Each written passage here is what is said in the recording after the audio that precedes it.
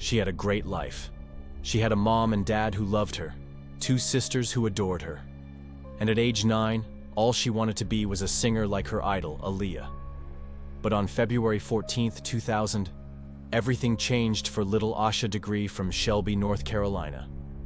At some point during the early morning hours of Valentine's Day, the 9-year-old left her family home. This much we know. But what happened next is anybody's guess. No one knows where she went, how she got there, why she's never come home, or who was responsible for taking her away. It's me. And this is the strange disappearance of Asha Degree. In the days following Asha's disappearance, her mother spoke fondly of her oldest daughter, describing her as a sensitive soul who loved animals, especially dogs. She said Asha dreamed of being a famous singer and would often belt out tunes by artists like Brandy, Monica, and Aaliyah. On the Saturday morning that Asha disappeared, her father reportedly got up early to go fishing. He left his wife and 3 daughters sleeping peacefully in the house they shared in Shelby, North Carolina, a small town about 30 minutes outside of Charlotte. Around 3:45 a.m., something woke Asha up. She got out of bed and put on her favorite white jacket. Her mother later told investigators she then took 10 from the top of the dresser and put it inside her book bag. The money was meant for a school trip the following day. Asha didn't take the bus to school. Instead, she walked. Just before 4 a.m., surveillance footage captured a figure matching her description, walking along Highway 18 near her home. It was a stormy night. The wind howled, rain poured, and thunder cracked overhead. Neighbors told police they heard what sounded like screams coming from the direction of the Degree family home. Then moments later, the sound of a car speeding away. A local truck driver later told authorities he saw a young girl matching Asha's description, walking along the side of Highway 18 shortly after 4 a.m., walking in the opposite direction from the Degree home. He said she appeared to be alone. He described her as a small girl wearing a white jacket and a book bag. Asha's family called 911 at 7:30 a.m. reporting her missing. By 9 a.m., dozens of friends, relatives, and concerned locals had joined the search.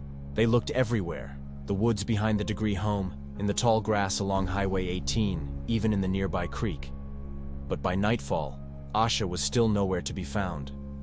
The following morning, hundreds of people showed up to help look for the missing girl. They passed out flyers and knocked on doors, but their efforts proved fruitless. After 2 days of searching, the only new piece of information came from a woman who called police to report that she may have seen Asha on the side of Highway 18 near her home.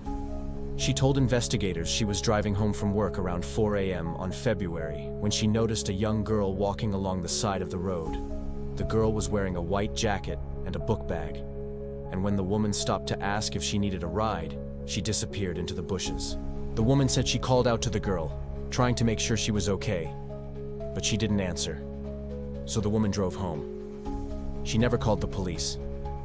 And it wasn't until 2 days later that she realized the girl may have been Asha Degree. With each passing day, hope that Asha would be found alive faded. But her family refused to give up. They held vigils, handed out flyers, and begged whoever had taken her to please bring her home.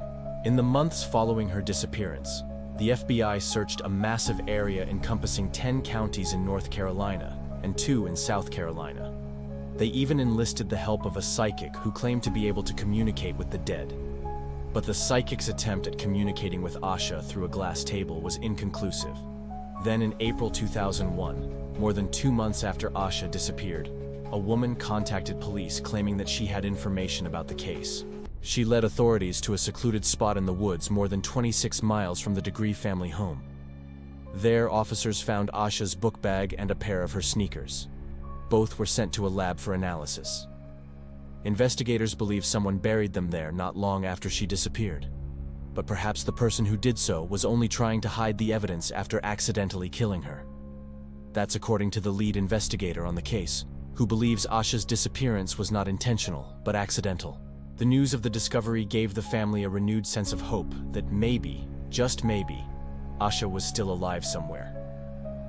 But 5 months after the discovery of the book bag and shoes, the lead investigator admitted that they weren't close to solving the case. The years passed. Asha's case grew cold, and although the FBI continued to receive tips, none panned out. Then, in 2010, A decade after Asha's disappearance, her family pleaded for new information in the case. They appeared on America's Most Wanted. Still, no one came forward with any helpful information. In 2017, her case was featured on the Oxygen Network's The Disappearance of. And again, there was a flurry of tips followed by dead ends. Today, the FBI is still offering a $25,000 reward for information in the case. But unfortunately, it seems unlikely that Asha will ever be found. And the weird thing is that not much is known about the day she disappeared. We know she left home. We know she left her book bag and shoes behind in the woods. And we know that multiple witnesses saw a young girl matching her description walking along the highway.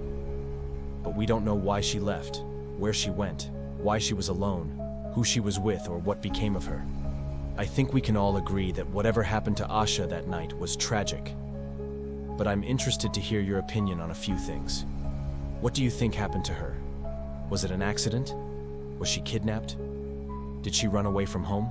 And do you think her body will ever be found? Over the years, several theories have surfaced. Some believe Asha's disappearance was accidental. Maybe she ran away from home after getting into an argument with her parents. Maybe she got lost while walking to school and wandered into the woods. Maybe she was abducted by a stranger who intended to harm her, but she managed to escape and was hiding somewhere, scared and alone. Maybe she slipped and fell into a ditch and was injured so badly she couldn't call for help. Or maybe she accepted a ride from a stranger and is somewhere in foster care without her family knowing it. But these are just theories. None of them are based on facts. And in reality, it's impossible to say what happened to Asha Degree all those years ago.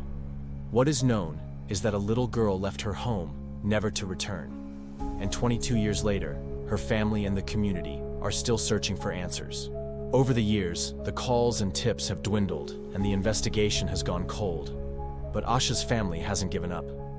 Her mother continues to hand out flyers with Asha's smiling face on them, hoping to reignite interest in the case and bring her home. If you're one of the many people who've been touched by this case, here's what you can do.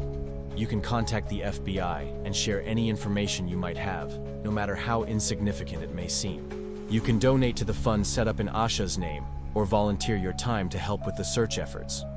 You can also help keep her story alive by sharing it with others and using your voice to demand justice for Asha Degree.